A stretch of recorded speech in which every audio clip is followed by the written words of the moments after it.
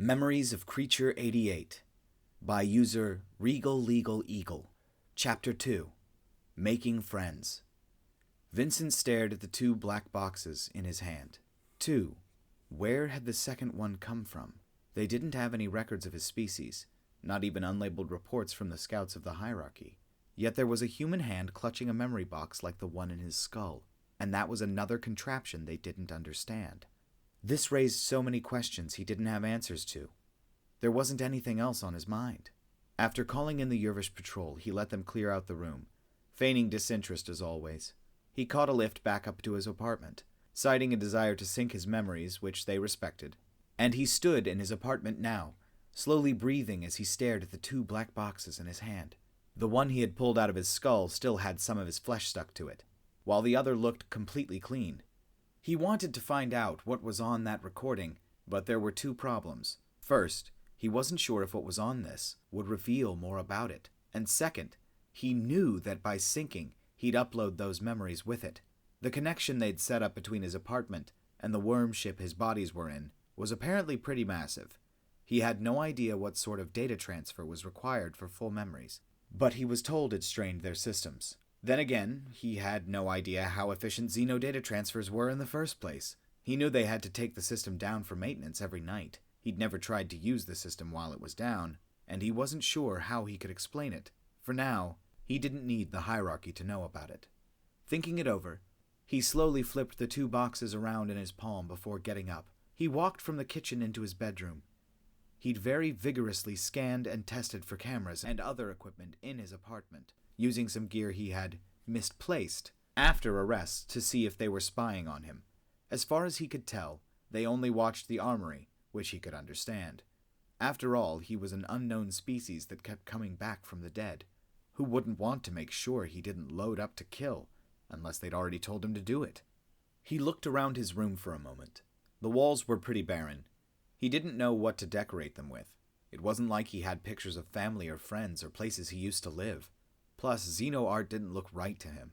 It wasn't even like modern art. Despite looking random and bizarre, there was something human about modern art. But Xeno stuff, it was just off.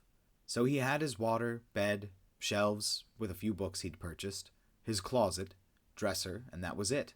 Well, no, he had his synth box and the wood box with the golden sphere, but those were terrible hiding places. The vents. He looked around and fixed his eyes on the two vents in his room. One was down along the floor, while the other was in the ceiling in the opposite corner. Walking back out into the main room of his apartment, he took a chair from the kitchen and brought it into his room. Standing on it, he pushed the ceiling vent up, testing it as he found it was just held in place by some light magnets. All the better for him. There was a small lip around the edge of the vent, but he reached up, deeper, into the vent, feeling it out. As he stretched his arm, he felt a corner in the vent with another flat section. So he carefully placed the black box onto that flat section and pulled his arm back out, letting the vent cover click back into place. Moving his chair back into the kitchen, he then thought out what he needed to do. There was no way he could stop them from viewing some of his memories, but he knew they didn't pay much attention to them if nothing strange had happened. They'd watch the one where he entered the Black Blood Lab and died, but if he could avoid doing anything in between now and his next upload, they wouldn't watch it. He was always on rotation, though. Even the call that got him into this mess was on a day he'd been expected to just trip on synth. How the fuck could he get out of it? He began to chew on his lip, but realized they were likely waiting for him to upload. He walked to his bed, moving up around the head as he stuck the black box into a special slot they'd built into the frame. The waterbed part was his idea. He'd had to explain it to them, and they thought it was insane because there was no way he'd go the night without getting sick from all the motion. But he'd proved them wrong. Then he crawled onto the bed, feeling the water bob and sway under him. Grabbing the cable from the head of the bed, he moved it to the base of his skull, feeling the little pincers grab hold. Then he winced as the needle inside pierced his flesh. From there, he just curled up into a ball. No matter how often he'd done it, he always hated uploading new memories like this. It always felt like the bony hand of death was reaching up to drag him into the abyss. And his body felt cold. So cold. So he curled up, shivering and whimpering, as he closed his eyes, and then finally, he woke up. The day before. Here he started to scroll ahead, knowing how to forge ahead through his own memories. Breakfast, calisthenics, gym time. Since he kept dying, he really didn't need to worry about losing muscle tone or getting out of shape, but it gave him something to do, to help focus him for the day ahead. There was the synth box. He started to trip. He played around with the gold sphere. For a moment he was content, if not happy. Then the call. The trip down to that shithole, breaking in, the fight, getting stabbed through the chest. He groaned and clutched at his heart outside of his relived memory. Then he dragged that fucker back out to the other room and died. As that happened, he gasped and sat up in the bed panting for breath, yanking the cable out of his head. Nothing out of the ordinary about that day, then. He was still cold, though, and wet. He looked down and cursed. It seemed he'd pissed himself as he died in the memory. He'd forgotten to go to the bathroom before sinking. Rookie mistake. He sighed and shook his head as he got off the bed, pulling off the sheets, bundling them up as he quickly walked them all out to his bathroom. They didn't like making multiple water lines, so his laundry was right next to his bathroom, which in this case helped. So he peeled off his now soiled pants and underwear, tossing them into the washing machine with his sheets. Setting the machine on, he then quickly stepped into the bathroom to turn on the shower. He didn't wait as he climbed in, shuddering as the cold water rained down on him. He'd had to force them to pressurize his line. Most soft-skinned Xenos apparently didn't like their water to be pressurized since it hurt their flesh. He wasn't like most soft-skinned Xenos, though. He liked it at levels some hard-shelled species used, which surprised the Yervish. To be honest, it hurt him just a little every time he used the shower. But after getting them to crank it up in the first place, he didn't want to deal with fine-tuning it, and a little pain was good. It helped him focus. The water began to heat up as he stood in the shower. Quickly washing up, he was done before it got hot. Usually after a death memory, he would relax and try to unwind his brain in a hot shower, but he had things he needed to do. Shutting off the water, he grabbed a towel, which thank God was the same for Xenos as it was for humans. He dried off and then pulled on a fresh set of clothes as he tried to plan out what to do next. How could he keep this day as boring and uninteresting as possible? He thought it over and then walked out into his main living room, activating the screen and calling his handler. "Hello, Special Operations Handler Kavis. How many times must I tell you to call me? The Yervish paused. Did you call me by my title? I did. What do you want, Creature 88? Cav was smart. He'd been a commando for years, and in intelligence for a little before they'd discovered Vincent. He was aware that Cav hated the assignment, but he'd been on the team that found the wayward human in the worm lab, and they wanted someone smart to watch the unknown species. Vincent had to play this carefully. I'd like to ask what I need to do to see a counselor. Cav snorted and laughed before pausing. You're serious? What do you need to see a counselor over? Have some terminal illness? Are you stressed out by your job? He snorted again. I am stressed out by my job. Do you know how many times I've died? 104. Vincent paused at that. Christ, really? 104? He was taken aback for a moment as he thought it over. Maybe he needed this more than he thought. I didn't know it was in the triple digits already. You've been here almost 1 full year. You die approximately once every 3 days. Cav didn't sound too concerned with that statistic. Well, this is what I'm talking about. I just pissed myself on my bed as I lived through dying again. Did you know that? The Yervish made a face that Vincent had come to understand was disgust. You pissed yourself? When I sync up, it isn't like you. I don't just see and hear things, I relive them. I got stabbed in the fucking chest yesterday. I had another creature's arm through my chest. Do you think that feels good? Can you imagine the pain? I don't need to imagine it. I live it, twice, and then I die. How many times have I committed suicide? On purpose or accident? On purpose. His handler looked off screen for a moment. 4 times.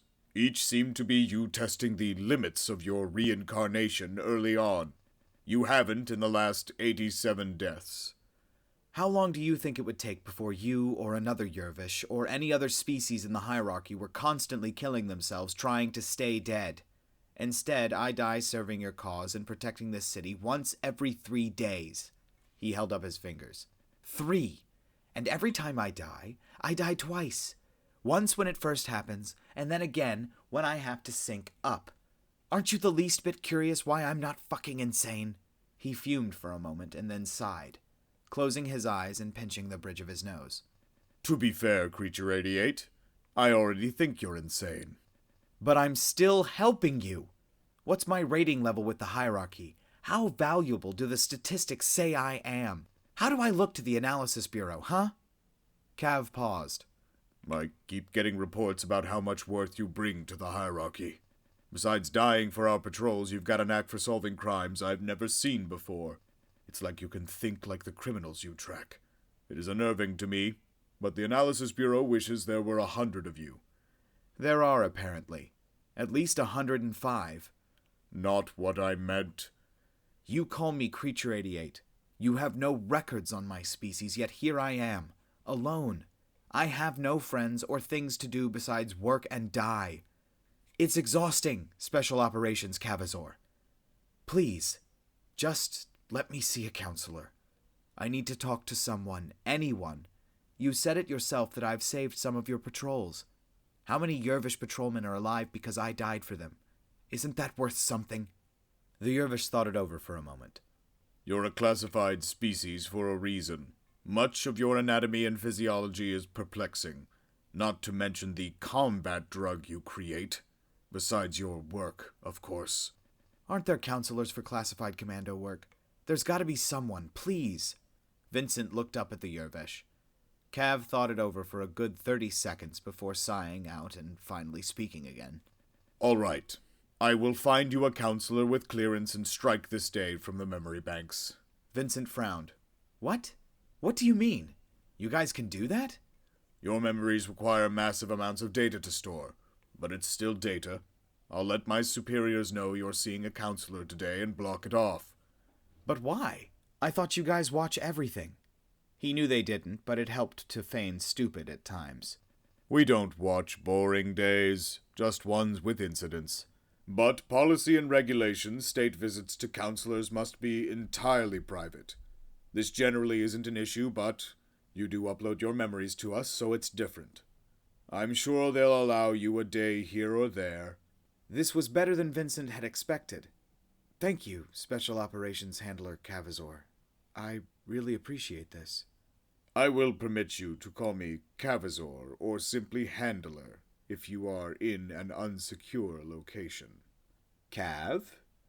Do not push it, Creature 88. Fine, that's fine. Thank you, Cavazor. The screen went black and he sighed out with relief. Then he quickly moved to grab his Phoenix jacket badge and a tie-bar cannon to holster before heading out the door. He moved with quick, purposeful strides, checking his newest watch for a moment. Who would be on rotation soon? Who owed him favors? He quickly caught a lift heading up to Sector 2, noticing the looks he got from the various upstanding and wealthy Xenos, wearing whatever the hell was the latest fashion, as he made his way to the City Patrol Station HQ. Which made him suddenly wonder why the hierarchy was crap about naming things. There were guards stationed outside, but they didn't even bother to check his ID. He was a classified species and the rumor about the Shade had spread through the ranks months ago. So he entered the HQ without being stopped, walking through the fucking drab, beige, taupe, whatever hallways. There were various Xenos complaining about this or that to the main office, but he passed through into the heart of the station. Soon he was in the second, reserved for higher-level detectives, scanning the nameplates until he found the Yervish he was looking for. He pushed the door open, and saw the Yervish inside look up with some surprise. The Shade? Don't you know how to knock? Vincent stepped inside and closed the door behind him, leaning over the detective's desk as he watched the Yervish lean back, clearly worried. He had noticed that when he acted aggressively and with confidence, most of the time the Xenos would quickly switch to the defensive, assuming he was somehow in charge. Detective Harmacad, I know about your secret. He saw that bony, kabuki-like face display pure surprise. What? But... How have you not been busted for it? Because my observers don't know. They see my memories, but just sights and sounds, not thoughts. I made the connection a month ago after that failed illegal brothel raid. The detective gulped. So, You're here to expose me? No. But your memories. Don't worry about that. At some point soon I will call you. I'll mention a CI with the codename Scarlet. When I do that, you must get involved in my case. Be a part of whatever assault team I'm on. When I die, you will steal my black box. What? Why? Here, let me call my handler and tell him about your filthy habit. The Yervish leaned forward, waving his hands. No, wait, I don't care why. I'll do it. Good. What's the name of the CI? Scarlet. Good man. He slapped the Yervish's shoulder, grinning as the detective had to move with the blow. Then he turned, walking out, and finding himself a lift as he pushed the button for the basement. He was quickly down in the basement of the HQ, moving through the morgue. The Xenos generally did not like dead bodies. Even fewer were all right with working in the same room as one, and a very, very select few were okay with operating on them constantly. As he pushed open a door, he found one of those Xenos he was looking for. Yroll was something straight out of a sci-fi horror film in his mind. He couldn't tell if he thought of her as more of a space spider or space octopus, but either way she had way too many tentacle limb things hung from the ceiling and had a much too smooth face with no nose and mandibles before a mouth filled to the brim with teeth. To top it all off, she was mostly dark purple, aside from that mockery of a white coat she wore to be professional. She turned as she heard the door open and smiled wide, skittering across the ceiling to approach him, the wide smile spreading across her face. Creature 88, what an unexpected surprise. She dropped her torso, curling her head at what should be an impossible angle to look at him face to face. Whatever brings you to my domain? As she spoke, she circled him. I don't have any bodies for you to examine. As usual, your remains were shipped away somewhere I'm not allowed to know about. The thugs you killed in that raid were all unimportant. I've already checked. She hissed a little at the end. What? Were you looking for pieces of me stuck under their nails? Hoping to find a hidden morsel? Why, Creature 88, whatever are you? Cut the crap, Kira. I know how bad you want to taste me. You've tasted everything but the forbidden classified and undocumented Creature 88. Her lips and mandibles quivered for a moment. I assure you, I have no idea. I said cut the crap. They aren't going to check my memories today, you can admit to it. Vincent growled back. Yes, I want to feast upon your flesh. I've tasted everything that's passed through this morgue. I've had everything you can possibly name or think of, but not you. Oh, but your smell. The few times when I'm allowed to examine your body, even with everything watching me, preventing me from stealing just a bite. She hissed out, snapping her teeth next to his ear, but he didn't flinch. I must taste you. She was so consumed by her desire, she hadn't even asked what he'd wanted. I'll give you a taste, he offered. What? Her 4 eyes dilated. Not right now. Soon. I'll call you before I'm about to die in a way where they'll likely let you work on me. When I call you, if I mention my kidney and some fava beans, you are to replace my black box with one I will have given you previously. Then I'll sneak you a small part of me. We both know how close an eye the hierarchy keeps on my remains. But if I give you some, and then die very messily, they likely won't notice a little missing. She hissed out and licked her lips. What about a little taste right now? She leaned forward, clawed hands moving towards him, but he just slapped her across the face with all his strength, which knocked her head to the side, startling her enough that she dropped from the ceiling in a heap to the floor. She hissed and turned, skittering back upright before retreating from him. There's your taste, he answered with a sneer. She had some blood dripping from the corner of her mouth, and she licked up the green liquid before smiling. Even what little follicles you left on my flesh were delicious. It's a deal. He shook his head then and turned to leave. I don't know what you are, Creature 88. But I will soon know how you taste. He just shook his head and walked back to the lift. As he ascended, he heard a beep and pulled out his pager. Why they didn't have cell phones, he really didn't understand. But soon he was back in the main lobby and turned on a screen. Yes, handler. Cav glanced past Vincent to see his background. At the HQ. Checking up on some things. I found you a counselor. Or, I think I have. You think you have? I was asking my superiors and I was given a contact, but, well, it's not one I recognize. Maybe it's one you weren't cleared to know about? He could see Cav frown at the idea, but obviously it was possible despite his status. It would appear so. Either way, here is the address. You're expected. Vincent frowned as he looked at it. Sector 1? What kind of counselor has an office in Sector 1? That's what I mean. I might not like you, Creature 88, but I strongly urge you caution. You're starting to delve into the realm of politics that my superiors live and breathe. The sorts of people who live up there could be powerful enemies indeed if you slight them. Are you warning me for my sake, or for the sake of this project? Both. That was the most concern he'd ever seen from his Yervish handler. I'll be careful, handler.